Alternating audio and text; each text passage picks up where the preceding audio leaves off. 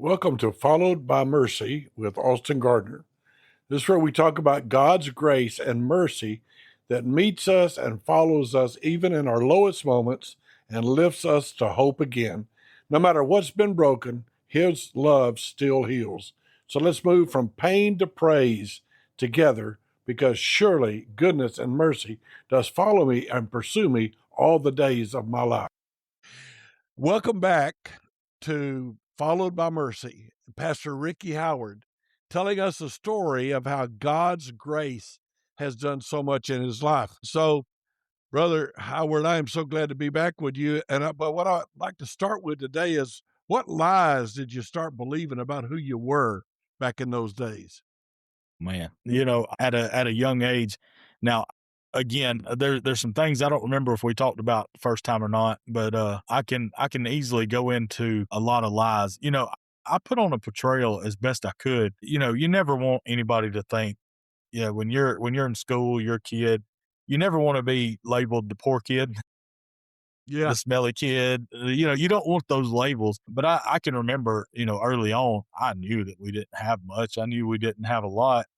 And so, I did everything I could to portray that we had what other people had, but the lies that I believed were, it was the simple lies. Probably one of the scary lie that I believe, and it probably wasn't a lie, honestly, but probably from 9 years old up until I left home. Every time I left home, I wondered, are my grandparents going to be alive when I get back? Am I going to get called to the school office, or, come back to find one of my grandparents have passed, a parent overdosed? Is somebody gonna come in and bust my granddaddy? Or is my granddaddy going to get busted while I'm gone? And I always thought, I have to be here. I got to be here. I grew up thinking probably one of the biggest lies I had in my head as a young one, as when I was young, was I had to be around as much as possible to protect my granddaddy, to protect my brothers, to protect my grandmother. I had to be there to protect my mom, even in some cases. And so I thought, my most of my life, I thought, if I'm not there to protect those, who's going to be? And so I thought I had to be the protector. But beyond that, of course, going on in life, and the more you get around other people, other things, and all this. I can remember an argument I had with my mom one time, and I'll just say, it was just a disagreement. My mom told me that I was going to be, and let me preface this: there's nothing wrong with working at Mohawk. There's nothing that in North Georgia, that I mean, you get a career at Mohawk or Shaw or something like that. That's great. But my mom told me I was probably 13, 14 years old. She said, you're never going to be anything but a miserable carpet mill worker your whole life, with a woman, with a wife that hates you and probably leaves you, and all this. And so I kind of let that sink in. And even when I did go work in the carpet mill, I always knew I'm getting out of here as soon as possible. But I had this lie in my head. You're always going to be the lower level. You're always going to be poor. You're never going to have those things other people have. I can remember I had two pair of pants and three shirts that I would cycle through. And I thought, just the other day, I walked in my closet. Not again, I can't remember if, I feel like we've already talked about this, but the other day I walked in my closet. I got more suits in my closet now than I had outfits growing up. Like I have, it's ridiculous. I've got more hoodies than I had outfits. It's Yeah. ridiculous how blessed we are. But it's one of those things I always thought, you're never going to have anything. Anything you do have, it's going to be minimal. It's going to be this. But the biggest, I think, honestly, and I spoke about this just a minute ago, or in the last episode, the biggest lie I probably fell for was that if God really loved you, you would have a dad. You would have a dad that Mhm. loves you. That was probably the biggest lie I fell for. What did anger or hurt look like inside of you? I I tell my kids now to be careful what music you listen to because I grew up I grew up in '90s, early 2000s, and my anger I didn't release my anger on people much. I wasn't one that went out looking for a fight. I mean, there were times where, we would always we'd always say, "I just wanna punch somebody."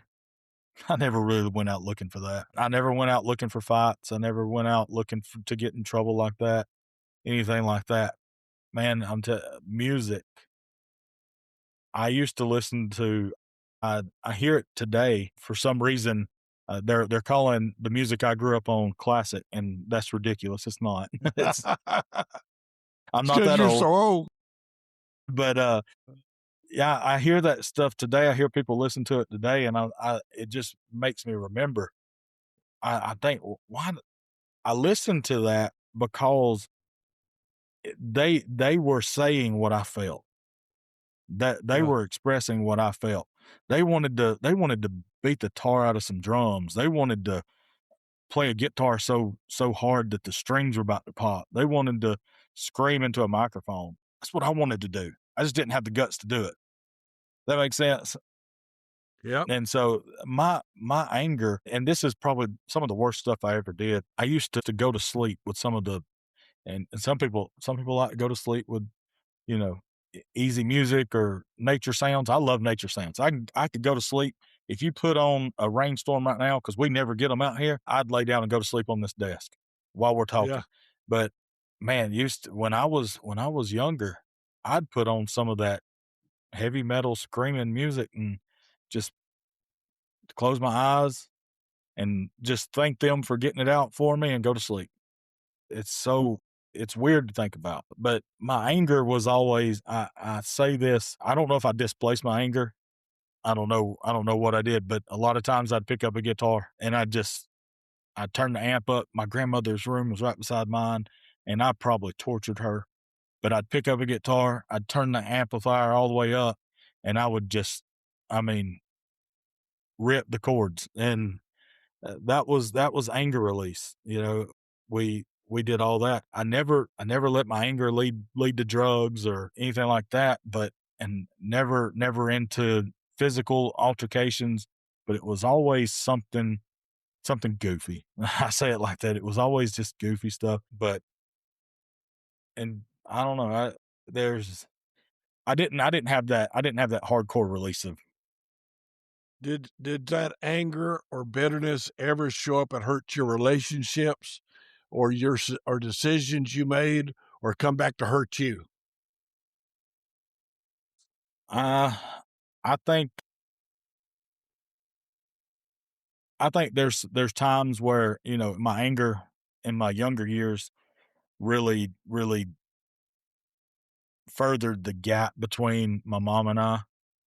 Um, probably where we could have probably worked things out. My anger really pushed it even further apart, but hers was doing the same. It was like we were angry at the same time and we were driving that wedge together. And so we probably could have we probably could have found common ground on our anger, but we were so angry at each other.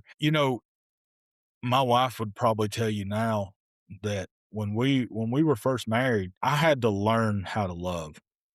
It's one of those things like if you've never really been in a nurturing kind of love.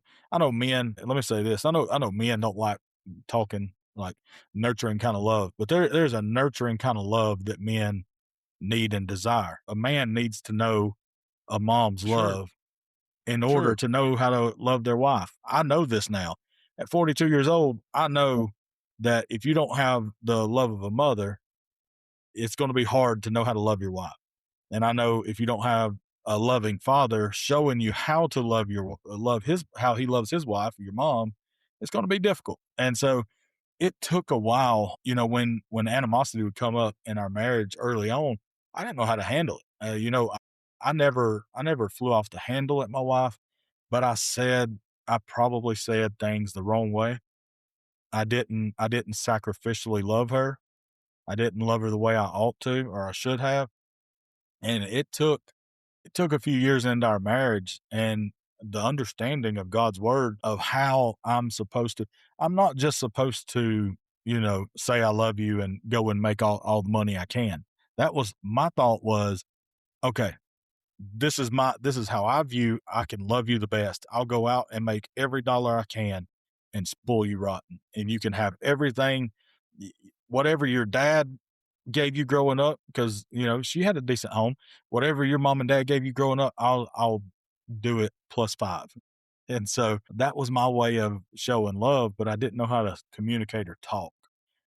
But So when would you say you felt like I can't keep living like this? And that's, the breaking point that leads you to Jesus. so we're going back to when I was saved. So I think the I can't keep living like this was more of after I was saved. But because when I was saved at 15, it wasn't. My conviction was I can't keep living like this. It was I know if Jesus does come back, I'm going to hell. That was my understanding. Um, I think you know after I was saved, a few years after I was saved, I got my feelings hurt over it was a prideful thing. That hurt my feelings and having a unchurched family. I let them, I came home, I was mad. Oh, they did this, they did that. And they said, I told you them church people ain't nothing but trouble. All they want's your money and da da da. And so, all that. And so I just said, you know what? I got saved. I got a Bible. I'm going to go to work and I'm just going to do everything I can and make as much as I can. And that was my mindset. That was my mindset for years. My mindset for years was church people just want to hurt you.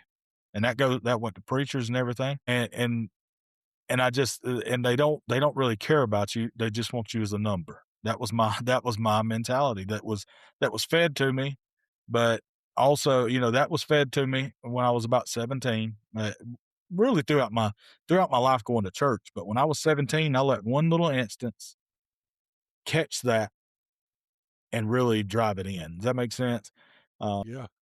and so when I walked away from church when I was 17, and I didn't go back faithfully until after April and I were married. I was 24 years old, I think. Let's see, this is 2008. So, 2008, I was, how old was I? I was born in 83. So 25. Am I right? I That think sounds right. somewhere in there. Yeah, something like that. About 25 years old before I ever really went back to church faithfully. And that was her dad. Her dad just I was coming home just about every weekend from a job in Mississippi, and her dad just every time I was home on the weekend, "You should come to church. You should come to church. You should come to church." And I finally said it was around December of 2008, and I looked at April and I said, "Your dad keeps asking me to go to church, and I really think we should. I think we need to." And so loaded up, and this is at a time where I've really started digging in and having conversations with my friends at work on the road. And so I'm like, if I can talk about it in the truck, I need to be able to back up what I'm talking about. And so I started going to church with them, and 2 weeks in, I find myself at the altar, just Lord, I know I've been away. I know I'm your child. I know you love me, and I know I've not lived the Christian life like you would want me to. I remember it's December 2008. I asked the Lord if He would, uh, and this is the unknowingly, you don't sometimes you don't know how to pray, but I can remember praying. I said, God, if you would forgive me, if you'd have me back, if you'd have me back, here I am. And I shortly after I joined that church, I knew I'd been saved, but I had never been baptized. And January of 2009, I was baptized there, and there in church in Rydell, Georgia, Pleasant Olive Baptist Church. And that was the first church I ever really joined. You know, the church I was saved in as a bus kid and everything. I don't know how people these days deal with it, but then I was told, I asked about baptism right after I was saved, and I was told, well, you know, your parents don't come to church, and we'd really like to see them come to church and see it really set in, and we could talk about it with them. And that was the whole baptism conversation I had then. So I wasn't baptized early on. So I never got baptized until later on. But Well, you've mentioned April several times, and I know that she's been a wonderful wife and a great mom and all, but our listeners don't know. So, how did you meet her? When did you meet her? And what was the relationship? so uh, we joke around now. We say she saved my life, but it's not too far off. You know, I was a fool, but before really getting in a relationship with her. But we met my senior year, her freshman year is when we met. But we didn't start dating until later when she was 18. We started dating, and we I knew her brother. That's how she and I had a gym class together her freshman year, and I used to pick on her because I knew her brother. But um, when she was 18, we started dating and everything. It really started. I had a motorcycle wreck when I was 22, and 21. I was 21, I guess. But anyway, however old I was, I had a motorcycle wreck really bad. I was going about 120 mile an hour on the back Good wheel, night. and trying to show out and ride wheelies and doing all that goofy stuff. You want to talk about God's mercy and grace? I think about that when the hairs stand up on my arms. Shouldn't have walked away from that. Um, you know, only thing I had protective on was a helmet, wearing shorts, where I was basically had a shirt on like this and come off the back of it. I came up too hard. One hand come off and the throttle hand pulled down on the throttle and it basically shot the bike out. I landed in a sitting position. It's the last thing I remember until I started rolling. In my roll, I kind of came to and I was like, something ain't right. This ain't what I'm supposed to be doing.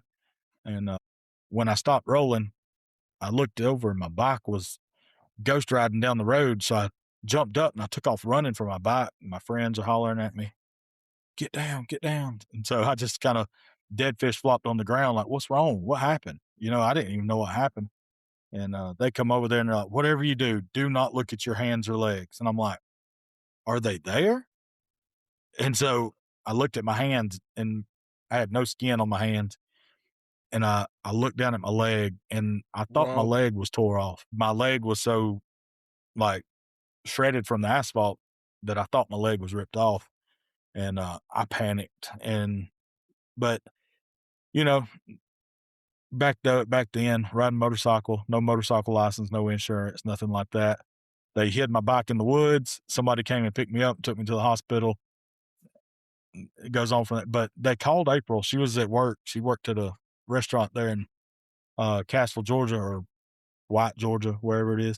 And she tells the story now. She's like, I had like 30 missed calls. And finally, I went to the cooler and I was like, what do y'all want?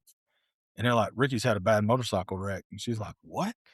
And so she came to see me that night. And as I was recovering, I had no use of my hands for like 8 weeks. I couldn't, there's so many things I couldn't do. She'd come over late in the evenings, like 5 or so in the evening. And she'd always come over and I'd be laying there on this friend's couch and she'd feed me. And I guess that was about the time I really thought, man, this girl's something special. Not that I didn't already have those thoughts about her. I already knew something special about her, but I was like, this girl's something else. And so that was, I think for both of us, that's when our hearts really came together, I guess you'd say. Was she But already a believer? so she was raised in church, and we joke today that April is the most secure person that we know. She has been double dipped and sprinkled. She was raised in church as a young age. Her parents were, for some reason, going to uh, the local Methodist church where we got married at. And that's when she was a baby, and she was sprinkled as a baby. And then she grew up in a Baptist church that her great grandfather started. It's actually the church that I joined. I was just talking about the first church I ever joined. Her great grandfather started that church, and she made a profession of faith there at 12 years old. But she says now that profession of faith she made was something she just felt like she's at that age, something she was supposed to do. She never really had an understanding, never really knew what she was doing. She just went up, shed a few tears, got up, everybody celebrated. And she lived with this false hope for years until 2016 revival meeting at Glade Baptist Church. And we went on Sunday morning and Sunday evening.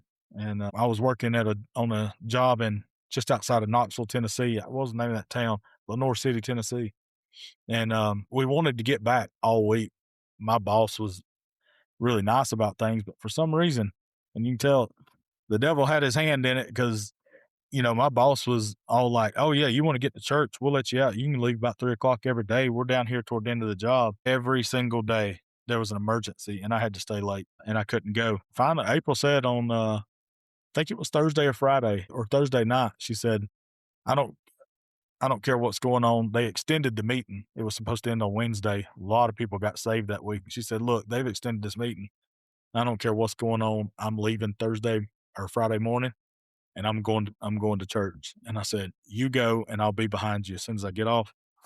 Well, of course, I got off work at a decent time, got to my camper, got ready for church, got on the interstate right there, and as soon as I topped the hill, traffic was stopped. And I looked at my GPS and it told me I wouldn't get there till like 7:15, 7:30. So I called her and I said, "Hey, I'm turning around in the median. I'm gonna go back to camper. I'll just watch live stream tonight." But as I was watching that live stream, and I never I heard my wife's testimony. She has told me, I was saved at 12 years old. I've heard that. That night, I'm sitting at the little booth, the dinner booth in our camper, and I got my little iPad set up, and I'm watching the live stream of the church service. And during the invitation, I see her stand up. And I don't know what it was about that moment. I didn't think she's going to pray for a certain situation. She's praying for somebody. I knew right then, without anybody saying a word, my wife just got saved.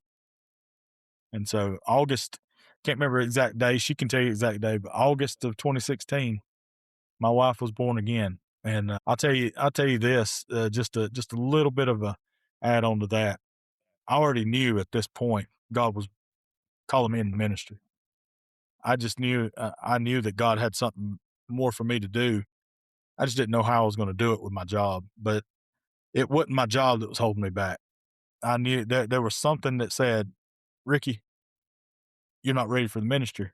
You're not ready to even prepare for ministry in the sense of, saying anything about it." But that night, it was every roadblock that I felt was gone. I knew that everything was right and we were ready. And I remember calling my pastor that evening. And he said, "Brother, your wife just got born again. Now what?" And I said, "Me and you got to do some talking." He said, I know." And so, but we talked about it for a few months after that, but that's a whole different story. But you want to talk about God's grace showing up. A religious girl, you say a religious girl if you want, or, raised in it and all that. It still, took that understanding of the gospel for her too. Amen. Well, I think that that's a wonderful thing about how the Lord brought y'all together and how she got saved and how he opens the door. How about one more question in this podcast and then we'll do another. Okay. Do you believe a person can hold on to their pain so long it starts to feel like a part of who they are? Oh, yeah. Definitely. And you see it so much.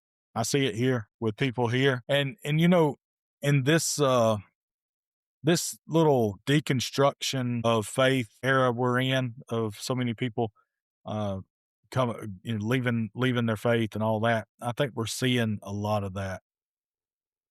I held on to the pain of, I felt like I was betrayed by all those who cared for me in my early teen years and, brought me to the truth and led me to the Lord and all this. I thought, you have completely just let me down, and it hurt.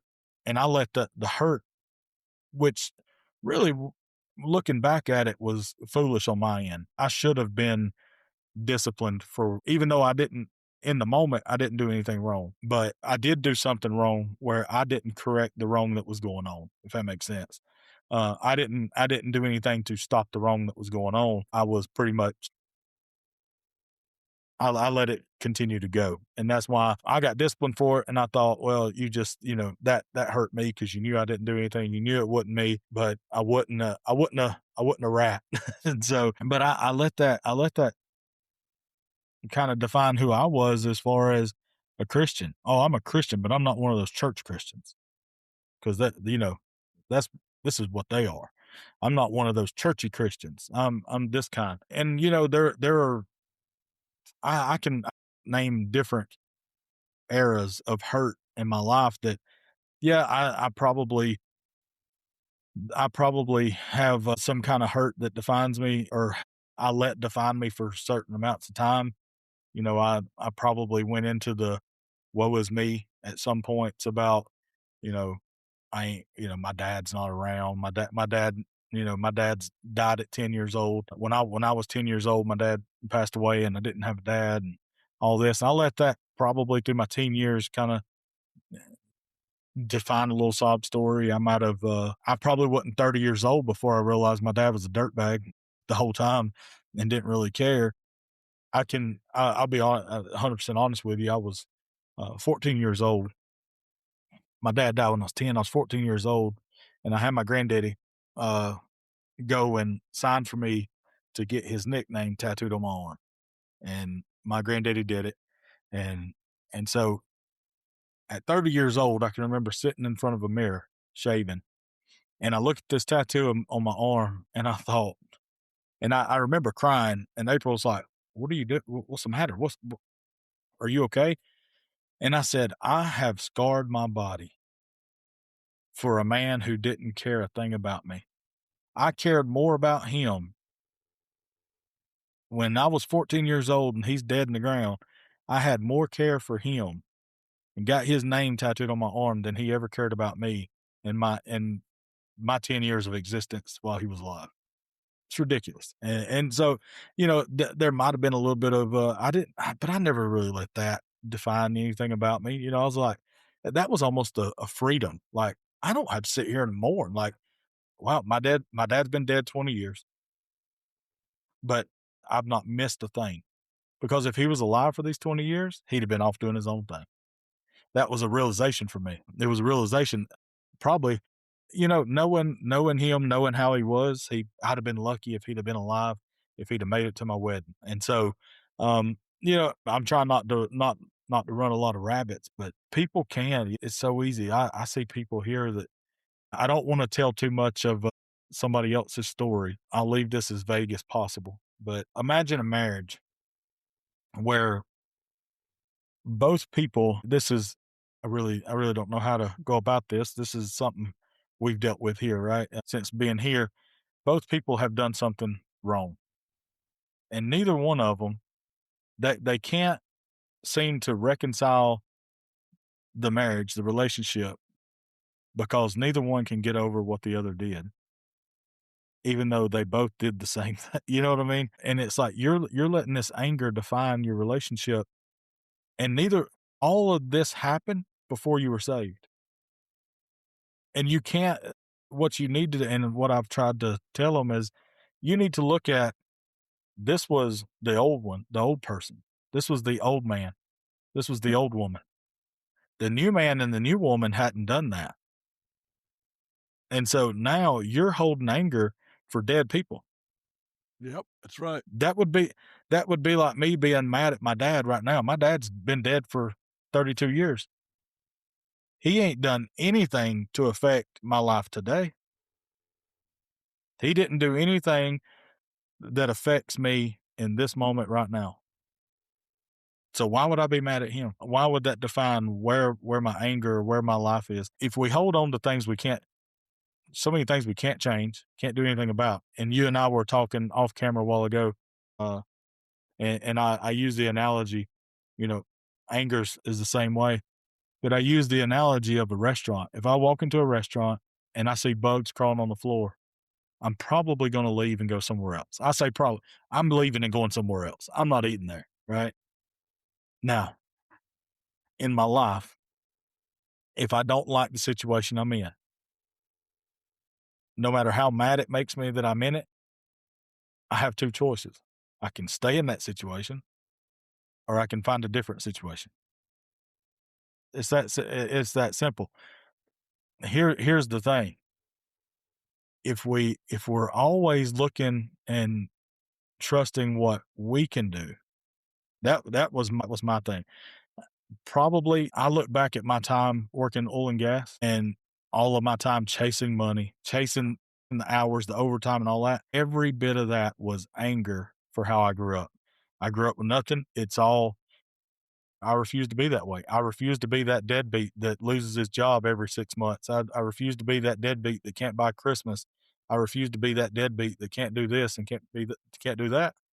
I'm going to work as much as possible to make sure, even when I can't, even when it looks like I can't, we'll figure out a way to do it, right?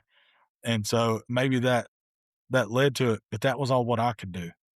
What I've realized over the past 12 years, or even more, really, I'd say, yeah, probably about 12, 15 years. What I've realized is I can do a lot of things to change my situation, but if it's ever going to be right, I got to let God lead me into changing that situation.